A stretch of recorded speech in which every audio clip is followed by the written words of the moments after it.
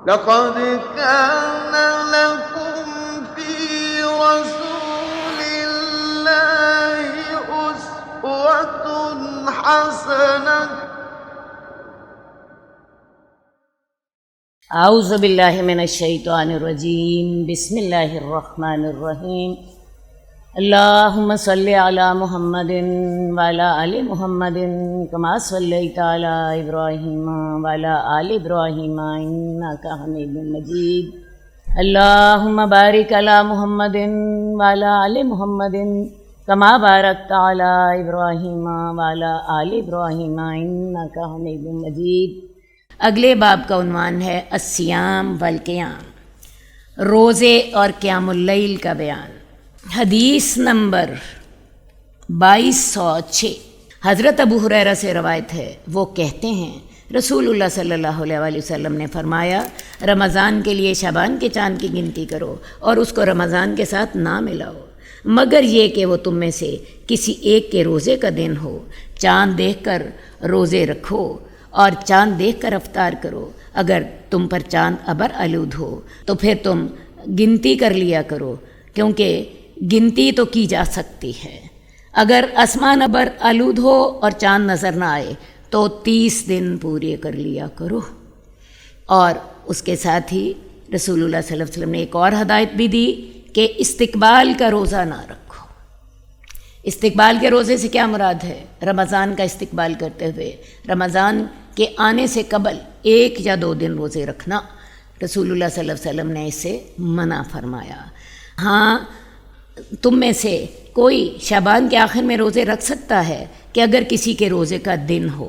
مثال کے طور پہ کسی شخص نے اپنے قضا روزے پورے کرنے ہیں اور اس کا خیال یہ ہے کہ میں رمضان سے آنے سے قبل اپنے روزوں کی قضا دے لوں، تو وہ شعبان کے آخری دن روزہ رکھ سکتا ہے۔ یا ایک اور صورت بھی ہے، مثال کے طور پہ کہ کوئی ہمیشہ پیر کو روزہ رکھتا ہے اور منگل کو رمضان شروع ہو رہا ہے، وہ پیر کو روزہ رکھ سکتا ہے۔ اسی طرح کسی شخص نے نظر مانی ہو کہ میرا جس دن بچہ جو ہے اس کو نوکری ملے گی، میں اسے اگلے دن روزہ رکھوں گی، اور وہ اگلا دن جو ہے وہ 30 شعبان کا ہو یا 29 شعبان کا ہو تو وہ روزہ رکھ سکتا ہے۔ یعنی کسی اور مقصد کے ساتھ تو آپ رمضان سے 1 دن قبل روزہ رکھ سکتے ہیں، لیکن رمضان کے استقبال کی نیت سے رمضان سے 1 دن پہلے روزہ رکھنا منع ہے۔ اس کے علاوہ آپ نے فرمایا کہ چاند دیکھ کر ہی روزے رکھو اور چاند دیکھ کر ہی افطار کرو۔ آج کل ایک سوال لوگوں کی زبان پر آتا ہے کہ آج کل سائنس کا دور ہے اور مسلمان کیا یہ نہیں کر سکتے کہ رمضان اور ایک عید 1 دن اکٹھی کر لیں؟ تو ایسا نہیں ہو سکتا۔ اس کی وجہ بڑی صاف، بڑی سیدھی سی ہے۔ تمام ممالک میں اوقات فرق ہوتے ہیں۔ آپ یہ دیکھ لیجئے، امریکہ میں آج مجھے صبح امریکہ سے فون آیا، صبح 4 بجے روزہ اس وقت بند ہوا تھا۔ میں نے ان سے پوچھا کہ تمہارے ہاں کیا وقت ہے؟ انہوں نے بتایا ہمارے ہاں شام کے 6 بجے ہے۔ تو اوقات ہر جگہ فرق ہے۔ دبئی سے ہمارا 1 گھنٹے کا فرق ہے، سعودی عرب سے ہمارا 2 گھنٹے کا فرق ہے۔ اسی طرح امریکہ کی میں نے آپ کو بتائی کہ اتنا زیادہ فرق ہے کہ ہمارے ہاں صبح کے 4 بجے تھے اور ادھر شام کے 6 بجے تھے۔ تو جب اوقات فرق ہیں، نمازوں کے اوقات فرق ہیں، تو چاند کے نکلنے کے بھی تو اوقات فرق ہیں، اور جب تک چاند ہم نہیں دیکھیں گے تب تک نہ روزہ رکھ سکتے ہیں، تب تک نہ عید منا سکتے ہیں۔ لہٰذا یہ جو آج کل ہم کوشش کر رہے ہوتے ہیں کہ ہر شخص جو ہے وہ 1 دن روزہ رکھے اور 1 دن عید منائی جائے، یہ بات چھوڑ دیجیے۔ اصل بات ہے آج یہ چیز ممکن ہوئی ہے کہ آج دنیا ایک گلوبل ولیج بن گئی ہے۔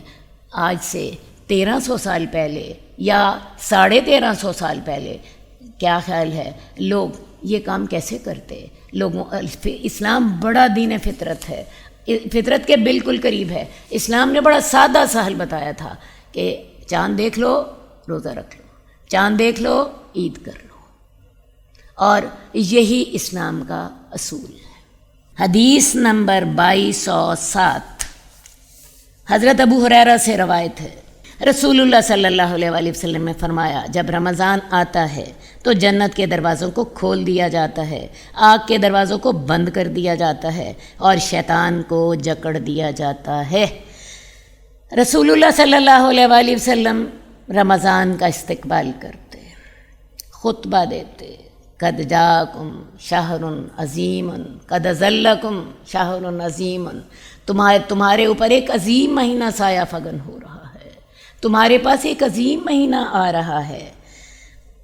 آپ اس کا استقبال کرتے، صحابہ کو اس کے لیے تیار کرتے، اور آپ فرماتے کہ جب رمضان آتا ہے تو جنت کے دروازے کھول دیے جاتے ہیں۔ میں آپ کو بتاؤں، اللہ تعالیٰ بھی رمضان کا استقبال کرتے ہیں، اور وہ کیسے ہوتا ہے؟ حدیث میں آتا ہے جنت سارا سال سجائی جاتی ہے، یہاں تک کہ جب اس کی سجاوٹ مکمل ہو جاتی ہے تو رمضان کی آمد کے ساتھ ہی اس کے دروازے کھول دیے جاتے ہیں۔ تو یہ اللہ کی طرف سے رمضان کا استقبال ہو رہا ہوتا ہے۔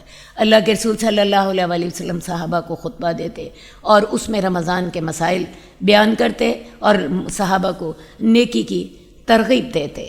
تو جب رمضان آتا ہے جنت کے دروازے کھول دیے جاتے ہیں، آگ کے جہنم کے دروازے بند کر دیے جاتے ہیں، شیطان جکڑ دیے جاتے ہیں، ہر عمل کا ثواب 70 گنا تک بڑھا دیا جاتا ہے، اور یہ اعلان کر دیا جاتا ہے من صام رمضان ایمانا واحتسابا غفر له ما تقدم من ذنبہ، جس نے رمضان کے روزے ایمان کے ساتھ اور ثواب کی نیت کے ساتھ رکھے اس کے پچھلے سارے گناہ معاف کر دیے جاتے ہیں۔ اور پھر ایک اور اعلان من قام رمضان ایمانا واحتسابا غفر له ما تقدم من ذنبہ، جس نے رمضان میں قیام کیا، قیام اللیل کیا، تراویح کی نماز پڑھی ایمان کے ساتھ اور ثواب کی نیت کے ساتھ، تو اس کے بھی پچھلے سارے گناہ معاف کر دیے جاتے ہیں۔ تو یہ مہینہ آ چکا، آج ہم اسی مہینے کی ساتوں میں بیٹھے ہیں اور اللہ کی رحمت کے مزے لوٹ رہے ہیں۔ جس نے تو فائدہ اٹھا لیا اس نے تو فائدہ اٹھا لیا، اور جس نے نہ اٹھایا اس کے لیے ہم دعا کرتے ہیں کہ اللہ تعالیٰ تمام مسلمانوں کو رمضان کی برکتوں سے فائدہ اٹھانے کی توفیق عطا فرما۔ رمضان میں فرشتے جو ہیں وہ روزانہ اعلان کرتے ہیں، کیا اعلان کرتے ہیں؟ اے نیکی کرنے والے آگے بڑھ جاؤ، اور اے برائی کرنے والے اب تو رک جا۔ نیکی کرنے والے آگے بڑھ جا، تمہیں اپنی نیکی کا ثواب 70 گنا زیادہ ہوگا، اور اے برائی کرنے والے اب جب کہ جہنم کے دروازے بند ہیں، شیطان جکڑے ہوئے ہیں، اب تو رک جاؤ، اس مہینے میں تو شرم کر لو برائی کرنے سے۔ تو میں آپ کو بتاؤں، شیطان تو جکڑ دیے گئے، لیکن ہمارے نفس کا شیطان وہ موجود رہتا ہے، اور اس نفس کے شیطان کو ہم نے کیسے کنٹرول کرنا ہے؟ روزے کے ذریعے۔ روزہ ہمیں تقویٰ سکھاتا ہے، روزہ ہمیں اپنی خواہشات پہ قابو پانا سکھاتا ہے۔ روزے میں آپ اپنی جو ہے بھوک اور پیاس اور اپنی شہوت پہ قابو پاتے ہو، تو اسی طرح روزے میں آپ نے اپنی گناہ کی خواہش پر بھی قابو پانا ہے، آپ نے اپنی زبان کی جو خرابیاں ہیں ان پر بھی قابو پانا ہے، آپ نے اپنے ہر غلط کام اور ہر برائی کو چھوڑ دینے کا ارادہ کرنا ہے۔ پکا وعدہ کر لیجیے اپنے رب سے، انشاءاللہ آپ وعدہ کریں گے، آپ نیت کریں گے، اللہ کی رحمت آپ کا ساتھ دے گی۔ یہ مہینہ نیکیوں کا موسم بہار ہے، جس میں اس کی رحمت کے دریا بہہ رہے ہیں۔ اللہ تعالی ہمیں ان رحمت کے دریاؤں سے فائدہ اٹھانے کی توفیق عطا فرمائے، اور خاص طور پر آج کل جس مشکل میں ہم گرفتار ہیں، اللہ تعالی ہمیں اس سے رہائی دے دے۔ حدیث نمبر 2209 ابو ہریرہ سے روایت ہے، وہ کہتے ہیں رسول اللہ صلی اللہ علیہ وسلم نے فرمایا جب تم میں سے کوئی ایک اذان سنے اور برتن اس کے ہاتھ میں ہو تو وہ اس سے اپنی ضرورت پوری کر لے، اور اپنی ضرورت پوری کرنے سے پہلے اس کو نہ رکھے۔ تو طلوع فجر شروع ہوتے ہی سحری کا وقت ختم ہو جاتا ہے، بالکل اسی طرح جیسے سورج غروب ہوا تو اس کے بعد افطاری کا وقت شروع ہو گیا، تو طلوع فجر ہوتے ہی سحری کا وقت ختم ہو جاتا ہے، تو اس کے بعد ہمیں کھانا پینا چھوڑ دینا ہے۔ لیکن یہاں پہ ہمیں ایک اجازت دی گئی ہے کہ اگر اذان ہو جاتی ہے اور کسی کے ہاتھ میں پیالہ موجود ہے، وہ اسے کھا رہا ہے یا اپنی چائے پی رہا ہے، گلاس کا پانی ہاتھ میں پکڑا ہوا ہے، تو وہ اس کو پی لیں۔ تھوڑی سی چند سیکنڈز کی آپ کو اجازت موجود ہے۔ ویسے افطاری کے بارے میں حدیث میں آتا ہے، افطاری میں جلدی کرو اور سحری میں تاخیر کرو۔ اللہ تعالیٰ ہر وہ حکم دیتے ہیں جس حکم میں ہمارا فائدہ ہوتا ہے۔ سحری دیر سے کرو، ایسا نہ ہو رات 2 بجے سحری کر لو، نہیں۔ اگر آج کل 4 بجنے میں ابھی 2 منٹ ہوتے ہیں تو سحری کا وقت ختم ہو جاتا ہے، تو سحری میں تاخیر کرو اور افطاری میں جلدی کرو۔ یہ دونوں باتیں ہیں ہماری فطرت کے مطابق ہیں۔ اب اللہ کے رسول صلی اللہ علیہ وآلہ وسلم کا طریقہ یہ تھا کہ آپ تازہ کھجوروں سے افطاری کرتے، اور اگر وہ نہ ہوتیں تو خشک کھجوروں سے افطاری کر لیتے، اور وہ بھی نہ ہوتیں تو پانی پی لیتے۔ اب کھجوروں سے افطاری کرنے میں کیا فائدہ ہوتا ہے؟ آج کل جیسے کہ گرمیاں ہیں، پیاس لگی ہوگی، بعض لوگ ایسا کرتے ہیں اپنا شربت کے ساتھ روزہ کھولتے ہیں۔ اگر آپ خالی پیٹ شربت پیتے ہیں، آپ کے پیٹ میں درد ہونے لگ جاتی ہے۔ اس سے پہلے کھجوریں کھا لیں، کھجوریں کھا کے آپ شربت پئیں، آپ کو اندازہ ہوگا کہ اس کے بعد آپ کے پیٹ میں درد نہیں ہوتی۔ ویسے بھی کھجوریں بہت انرجیٹک ہوتی ہیں، تو جو انسان کو کمزوری ہوئی ہوتی ہے یہ اس کا بڑا اچھی طرح مداوع کرتی ہیں۔ تو رسول اللہ صلی اللہ علیہ وسلم کی سنت پر بھی عمل کیجیے، اور عملی طور پر بھی آپ کو اس کا بہت فائدہ ہوگا۔ تو اللہ کے رسول صلی اللہ علیہ وآلہ وسلم کو کھجوریں نہ ملتی تو پھر پانی پی لیتے۔ تو ہمارے اور اہل کتاب کے درمیان سحری کا فرق ہے۔ رسول اللہ صلی اللہ علیہ وسلم نے ہمیں حکم دیا سحری ضرور کھاؤ، یہ برکت والا کھانا ہے۔ بعض لوگ سستی کی وجہ سے ایسا کر لیتے ہیں، رات کو نیت کر لی میں جی صبح سحری نہیں کھاؤں گا۔ نہیں، سحری آپ نے کھانی ہے، یہ سنت ہے۔ سحری کھانے سے آپ کو دن کے لیے مطلوبہ قوت بھی مل جائے گی اور سنت پر بھی عمل ہو جائے گا۔ واقعی رسول اللہ صلی اللہ علیہ وسلم ہمارے اوپر ہم سے زیادہ محبت کرنے والے ہیں، ہر وہ حکم عطا دیتے ہیں جس میں ہمارا فائدہ ہوتا ہے۔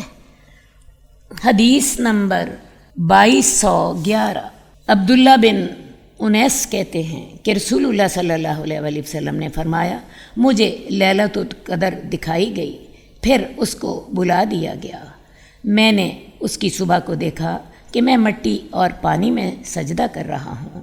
راوی کہتے ہیں کہ 23ویں رات کو بارش ہوئی تو ہمیں رسول اللہ صلی اللہ علیہ وسلم نے نماز پڑھائی۔ جب آپ واپس لوٹے تو کیچڑ کے نشانات آپ کی پیشانی اور ناک پر تھے۔ اب لیلۃ القدر کیا ہے؟ میرا خیال ہے تمام مسلمان جانتے ہیں۔ انا انزلناہ فی لیلۃ القدر، قرآن مجید کو اللہ تعالیٰ نے لیلۃ القدر میں نازل کیا تھا۔ اور وما ادراک ما لیلۃ القدر، لیلۃ القدر خیر من الف شہر، تمہیں کیا پتہ لیلۃ القدر کیا ہوتی ہے؟ لیلۃ القدر 1000 مہینوں سے زیادہ بہتر ہے۔ اب لیلۃ القدر کی یہ برکت قرآن کی وجہ سے ہے، اور اس رات اگر آپ عبادت کریں تو وہ 1000 مہینے کی عبادت سے اس کا درجہ زیادہ ہے۔ اب 1000 مہینے 83 سال اور 4 مہینے بنتے ہیں۔ انسان کی تو اتنی عمر ہی نہیں ہوتی، اور اگر اتنی عمر بھی ہو تو اس عمر میں انسان زندگی کا ایک تیسرا حصہ تو سونے میں گزار دیتا ہے، کچھ حصہ بچپن میں گزر جاتا ہے، اور کچھ حصہ بڑھاپے میں گزر جاتا ہے، جب بعض اوقات انسان اتنی طاقت اور ہمت کے ساتھ عبادت بھی نہیں کر پاتا۔ لہٰذا لیلۃ القدر سے ضرور فائدہ اٹھائیے۔ لیلۃ القدر کو آخری عشرے کی طاق راتوں میں تلاش کریں۔ لیلۃ القدر کب ہوتی ہے؟ لیلۃ القدر آخری عشرے کی طاق راتیں، 21ویں رات، 23ویں رات، 25ویں، 27ویں، اور عین ممکن ہے 29ویں رات میں لیلۃ القدر ہو۔ رسول اللہ صلی اللہ علیہ وسلم کو لیلۃ القدر دکھائی گئی، لیکن ہوا کیا کہ جب آپ لوگوں کو بتانے کے لیے باہر آئے تو آپ کو بھلا دی گئی۔ اللہ تعالیٰ اب چاہتے ہیں کہ ہم 5 راتیں عبادت کریں، 5 راتوں میں سے کوئی نہ کوئی تو لیلۃ القدر ہوگی۔ تو رسول اللہ صلی اللہ علیہ وآلہ وسلم اس رات کے لیے بہت زیادہ محنت فرماتے، اپنی ازواج کو بھی اٹھا لیتے، گھر کے بچوں کو بھی اٹھا لیتے۔ اب اگلی بات یہ ہے کہ لیلۃ القدر میں ہمیں کیا عبادت کرنی چاہیے۔ لیلۃ القدر میں رات کو تراویح پڑھیں، قیام اللیل کریں، اور اس کے علاوہ قرآن کی تلاوت کر سکتے ہیں، قرآن کی تلاوت سن سکتے ہیں، بیت اللہ سے تراویحیں آ رہی ہوتی ہیں وہ آپ سن سکتے ہیں، کوئی اچھا درس آپ سن سکتی ہیں، آپس میں کسی کو نیکی کی بات بتا سکتی ہیں، درود پڑھ سکتی ہیں، اور سب سے بڑی بات اس رات میں اللہ سے استغفار کیجیے۔ یہ اللہ کی رحمت کی رات ہے۔ اس رات اللہ کے فرشتے جو ہیں زمین کے ہر چپے پر سجدہ کر رہے ہوتے ہیں، جس کی وجہ سے یہ بڑی برکت والی رات ہوتی ہے۔ حضرت عائشہ نے اللہ کے رسول صلی اللہ علیہ وآلہ وسلم سے سوال کیا تھا، یا رسول اللہ اگر مجھے لیلۃ القدر مل جائے تو میں اس وقت کیا دعا کروں؟ تو آپ نے فرمایا تھا تم یہ دعا کرو، اللہم انک عفو تحب العفو فاعف عنا، اللہ تو معاف کرنے والا ہے، تجھے معاف کرنا بڑا پسند ہے، اللہ مجھے بھی معاف فرما دے۔ تو اس رات میں یہ جو میں نے آپ کو عبادتیں بتائی ہیں، ان عبادتوں کو ضرور کر لیجئے۔ خواتین کا بعض اوقات معاملہ یہ ہوتا ہے کہ وہ اس وقت نماز نہیں ایسے دنوں میں وہ رات آ جاتی ہے کہ انہوں نے نماز نہیں پڑھنی ہوتی، تو وہ ایسا کریں، وہ قرآن کی تلاوت سن سکتی ہیں، وہ جو ہے درود پڑھ سکتی ہیں، وہ استغفار پڑھ سکتی ہیں، وہ یہ دورہ حدیث سن سکتی ہیں، آپ حدیث کو پڑھ بھی سکتی ہیں۔ جو مینسس کے دنوں میں قرآن مجید کو چھونا تو منع ہے، لیکن حدیث کو چھونا بھی منع نہیں ہے، تو آپ یہ سارے کام کر سکتی ہیں۔ اگر آپ نے نماز نہیں پڑھنی پھر بھی اللہ کی رحمت سے ضرور فائدہ اٹھائیے۔ حدیث نمبر 2216، نعمان بن بشیر کہتے ہیں کہ رسول اللہ صلی اللہ علیہ وآلہ وسلم لوگوں کی طرف متوجہ ہوئے اور آپ نے 3 دفعہ فرمایا اپنی صفوں کو سیدھا کرو۔ اللہ کی قسم البتہ تم ضرور اپنی صفوں کو سیدھا کرو گے، یا لازماً اللہ تعالیٰ تمہارے دلوں میں مخالفت ڈال دے گا۔ صفوں کو سیدھا کرنا اقامت صلاۃ میں سے ہے۔ یہ نماز قائم کرنے کا ایک حصہ ہے کہ صفیں سیدھی کر دی جائے۔ رسول اللہ صلی اللہ علیہ وآلہ وسلم خود صفیں سیدھی کراتے تھے۔ آپ نماز پڑھنے سے پہلے خود اس بات کا اہتمام فرماتے کہ خود صفیں سیدھی کراتے، پاؤں سے پاؤں مل جائے، کندھے سے کندھا مل جائے، پنڈلی سے پنڈلی مل جائے، اور آپ فرمایا کرتے تھے سدد الخلل، جو نماز صفوں کے درمیان جو خلل ہے، جو تھوڑا سا خلا ہے، اس کو پورا کر دو، کیونکہ اس خلا کے اندر سے شیطان گھس جاتا ہے، اس خلا کے اندر سے شیطان گھس جاتا ہے۔ اور جو لوگ اس خلا کو پورا کرتے ہیں، مثال کے طور پہ کسی صف میں دیکھا وہاں پہ خلا ہے اور کوئی شخص پیچھے سے آ کے وہاں آ کے صف کو پورا کر دیتا ہے، اس کے لیے جنت کی خوشخبری بھی موجود ہے۔ تو رسول اللہ صلی اللہ علیہ وآلہ وسلم نے 3 دفعہ فرمایا اپنی صفوں کو سیدھا کرو۔ تم اپنی صفوں کو یا تو سیدھا کرو گے یا اللہ تمہارے دلوں میں مخالفت ڈال دے گا۔ تو صفوں کو سیدھا کرنا مسلمانوں کے درمیان اتحاد کی علامت ہے۔ جیسے مسلمان صفوں کے اندر اکٹھے جڑ کے کھڑے ہوتے ہیں، ویسے ہی ان کے دل بھی آپس میں جڑ جاتے ہیں۔ اور اگر وہ صفوں کے درمیان خلا ہوگا اور صفوں کو تم سیدھا نہیں کرو گے تو تمہارے دلوں میں اختلاف پیدا کر دیا جائے گا۔ تو یہ چھوٹی سی تنبیہ نہیں ہے، یہ بہت بڑی تنبیہ ہے۔ اب صفیں سیدھی کرنے کے آداب کیا ہیں؟ صف دائیں طرف سے شروع کی جائے اور بائیں طرف اس کو لے جایا جائے۔ صف کے درمیان سب لوگوں کے کندھے اور پاؤں برابر ہوں۔ اس کے علاوہ صف شروع کرتے وقت یہ خیال رکھیے کہ ایک ہی قد کے لوگ ایک صف میں کھڑے ہوں، بچے پچھلی صف میں کھڑے ہوں، اور اسی طرح کوشش کیجئے کہ آپ ان انعامات کے حقدار ہوں جو کہ رسول اللہ صلی اللہ علیہ وسلم نے بتائے ہیں۔ میں دوبارہ وہ حدیث آپ کو بتانا چاہوں گی کہ جو صفوں کے خلا کو پورا کرے اسے جنت کی بشارت دی گئی ہے۔ خواتین عام طور پہ اس معاملے میں غفلت کرتی ہیں۔ میں انہی کے لیے اس بات کا اعادہ کر رہی ہوں کہ برائے مہربانی آپ اجر لینے کے لیے ان تمام ہدایات کی پابندی کیجیے۔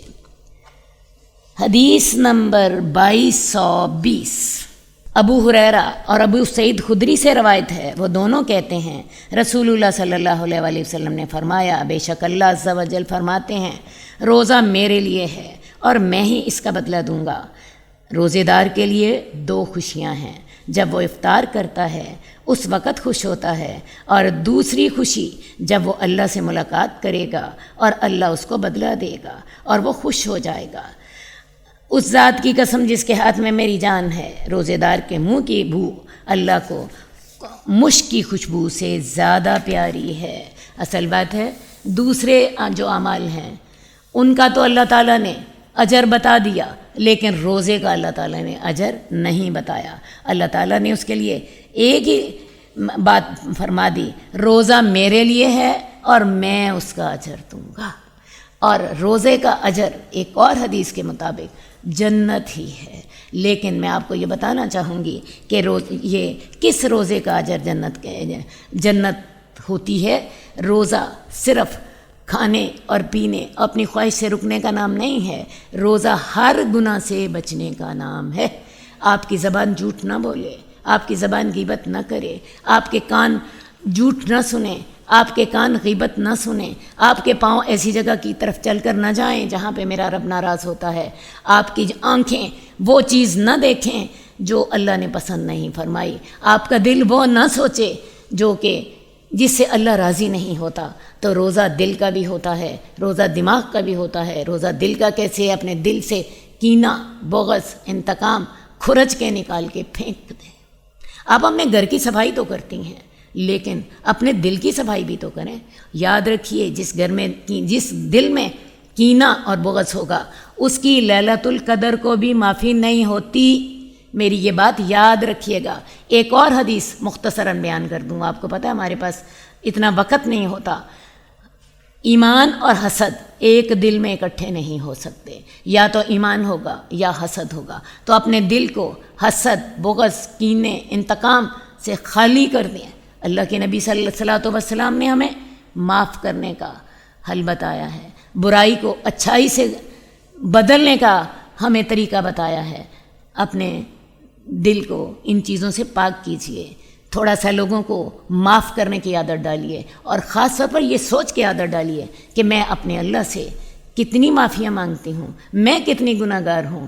تو میں جب اپنے رب سے یہ توقع کرتی ہوں کہ اللہ مجھے معاف کر دے، تو مجھے لوگوں کو معاف کرنا سیکھنا ہے، مجھے لوگوں کو معاف کرنا سیکھنا ہے۔ تو اپنے دل کا روزہ رکھیے، اپنے دماغ کا روزہ رکھیے، اپنے ہاتھ کا روزہ رکھیے، اپنے پاؤں کا روزہ رکھیے، اپنی آنکھوں کا روزہ رکھیے، اپنے کان کا روزہ رکھیے۔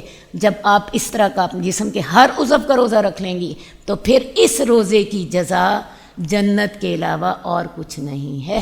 لیکن اگر روزے کے ساتھ ساتھ گناہ بھی ہوتے گئے تو ایک حدیث ہی بس بتا دوں گی، من لم یدع قول الزور ولعمل بہ فلیس للہ حاجۃ ان یدع طعامہ وشرابہ، کہ جو شخص روزہ رکھ کر جھوٹ بولنا نہ چھوڑے، جھوٹ کے مطابق عمل کرنا نہ چھوڑے، تو اللہ کو کوئی ضرورت نہیں ہے کہ وہ اپنا کھانا چھوڑے اور اپنا پینا چھوڑے۔ اس کا روزہ پھر اللہ کے ہاں صرف ایک بھوک اور پیاس کا نام ہے، وہ اجر وہ نہ پا سکے گا۔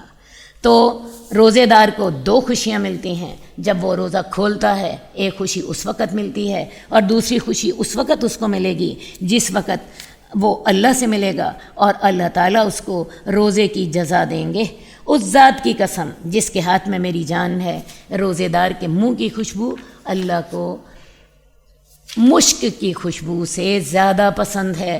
آپ کو پتہ ہے جب انسان کا پیٹ خالی ہوتا ہے تو پیٹ خالی ہونے کی وجہ سے منہ سے بو آنے لگ جاتی ہے، تو اللہ کو اس کے جو منہ کی وہ بو ہے وہ کستوری کی خوشبو سے کہیں زیادہ پسند ہے۔ حدیث نمبر 2223 عبداللہ بن عمر بن عاص سے روایت ہے، وہ کہتے ہیں ہم رسول اللہ صلی اللہ علیہ وسلم کے پاس تھے، ایک نوجوان آیا اور کہنے لگا، اے اللہ کے رسول، کیا میں روزے کی حالت میں بوسہ لے سکتا ہوں؟ آپ نے فرمایا نہیں۔ پھر ایک بوڑھا آدمی آیا اور اس نے کہا، میں روزے کی حالت میں بوسہ لے سکتا ہوں؟ آپ نے فرمایا ہاں۔ یعنی مسئلہ ایک ہی تھا، لیکن رسول اللہ صلی اللہ علیہ وسلم نے جوان کو اس کا جواب نہیں میں دیا اور بوڑھے کو اس کا جواب ہاں میں دیا۔ صحابی کہتے ہیں ہم نے ایک دوسری کی طرف دیکھا تو رسول اللہ صلی اللہ علیہ وسلم نے وضاحت فرمائی، بوڑھا اپنے نفس پر قابو زیادہ رکھتا ہے۔ اصل بات ہے جوانی میں انسان کے جذبات جو ہوتے ہیں گرم ہوتے ہیں، بعض اوقات ایسا ہوگا کیا کہ وہ بوسہ لینے کے بعد اپنے جذبات پر قابو نہ رکھ سکے گا اور اپنی خواہش پوری کرنے کے لیے چل پڑے گا، لیکن جو بوڑھا آدمی ہے نسبتاً اس کو اپنے جذبات پہ زیادہ قابو ہوتا ہے۔ لہٰذا رسول اللہ صلی اللہ علیہ وسلم نے دونوں کو ان کے حالات فرق ہونے کی وجہ سے مختلف مسئلہ بتایا۔ رسول اللہ صلی اللہ علیہ وسلم خود بھی روزے کی حالت میں بوسہ لیتے اور آپ کو اپنی خواہش پر سب سے زیادہ قابو ہوتا تھا، تو نتیجہ کیا نکلا کہ جو تو اپنی خواہش پہ قابو کر سکتا ہے وہ بوسہ لے سکتا ہے، اور جو خواہش پہ قابو نہیں کر سکتا اس کو پھر پرہیز کرنا چاہیے۔ حدیث نمبر 2225، حضرت عباس سے روایت ہے کہ رسول اللہ صلی اللہ علیہ وآلہ وسلم نے فرمایا، اگر میں آئندہ سال تک زندہ رہا تو 9 محرم کا روزہ رکھوں گا، اس ڈر سے کہ کہیں 10 محرم کا روزہ فوت نہ ہو جائے۔ اصل بات یہ ہے کہ 10 محرم کو ایسے بہت سے واقعات وقوع پذیر ہوئے جس کی وجہ سے یہ دن اہم ہے۔ خاص طور پر بنی اسرائیل کے لیے تو یہ دن اس لیے اہم تھا کہ اللہ تعالیٰ نے اس دن فرعون کو غرق کیا تھا اور بنی اسرائیل کو نجات دی تھی۔ دور جاہلیت کے لوگ 10 محرم کا روزہ رکھا کرتے تھے۔ جب رمضان کے روزے ابھی فرض نہیں ہوئے تھے تو عاشورہ کا روزہ فرض تھا۔ رسول اللہ صلی اللہ علیہ وآلہ وسلم نے اور صحابہ نے اس دن کا روزہ رکھا، اور جب رمضان فرض کر دیا گیا تو پھر عاشورہ کا روزہ نفل ہو گیا۔ لیکن یہ دن جیسا کہ میں نے آپ کو بتایا عرب لوگوں کے لیے بھی بہت محترم تھا۔ نہ صرف یہود اس دن روزہ رکھتے بلکہ کفار مکہ بھی اس دن روزہ رکھتے۔ یہود اس دن اپنی عید مناتے، ان کی عورتیں زیور پہنتی، اپنے بچوں کو نئے کپڑے پہناتی، اور یہ عید کے دن کے طور پر منایا جاتا۔ رسول اللہ صلی اللہ علیہ وآلہ وسلم نے رمضان کے فرض ہونے کے بعد بھی اس کا حکم دیا، لیکن اب یہ روزہ نفل ہے، اسی لیے آپ نے فرمایا کہ جو اس کا روزہ چاہے رکھے اور جو چاہے نہ رکھے، لیکن اس کا ثواب بہت زیادہ ہے۔ حدیث میں آتا ہے جو عاشورہ کا روزہ رکھتا ہے اس کے 1 سال کے گناہ معاف ہو جاتے ہیں۔ اور نفل ہونے کے باوجود رسول اللہ صلی اللہ علیہ وآلہ وسلم کی تاکید یہ تھی کہ جس نے کھانا کھا لیا ہے وہ بھی روزہ رکھے۔ جس نے کھانا کھا لیا وہ بھی روزہ رکھے، اور جس نے نہیں کھایا وہ تو رکھے گا ہی۔ اب چونکہ یہود یہ روزہ رکھا کرتے تھے تو رسول اللہ صلی اللہ علیہ وسلم نے یہ بھی حکم دیا کہ یہود کی مخالفت کرو، اس کے ساتھ 9 تاریخ کا روزہ رکھ لو۔ اس حدیث میں بھی جو ہم نے ابھی پڑھی ہے، آپ نے فرمایا تھا کہ میں آئندہ سال تک زندہ رہا تو 9 محرم کا روزہ رکھوں گا۔ تو روزے کے ساتھ یا تو 9 کا روزہ ملا لیجئے، اگر وہ نہیں ملتا تو 11 کا روزہ ملا لیجئے۔ آج کل اس دن لوگ بہت سی اور چیزوں کا اہتمام کرتے ہیں۔ اس دن خاص طور پر کھانے پکتے ہیں اور لوگوں کا خیال ہوتا ہے کہ شاید اس دن اللہ تعالیٰ کی زیادہ نعمتیں ہوتی ہیں، اگر وہ کھانا پکائیں تو ان کو زیادہ ثواب ہوگا۔ تو میں آپ کو بتا دوں ایسی کوئی بات نہیں۔ اس دن کا ایک ہی اہتمام کیجئے، اس دن روزہ اہتمام سے رکھیں، بلکہ اگر فرض کیا کسی نے کھا بھی لیا تو تب بھی وہ روزے کو پورا کریں۔ اس کے علاوہ 9 ذی الحج کا روزہ رکھنے سے 2 سال کے گناہ معاف ہوتے ہیں۔ عاشورہ کے روزے کے ساتھ 1 سال کے گناہ معاف ہوتے ہیں، جبکہ 9 ذی الحج کا روزہ رکھنے سے 2 سال کے گناہ معاف ہوتے ہیں۔ تو یہ روزہ فرض تو نہیں، لیکن آپ نے دیکھا اس کا بہت زیادہ ثواب ہے۔ اللہم صلی علی محمد وعلی آل محمد کما صلیت علی ابراہیم وعلی آل ابراہیم انک حمید مجید. اللہم بارک علی محمد وعلی آل محمد کما بارکت علی ابراہیم وعلی آل ابراہیم انک حمید مجید.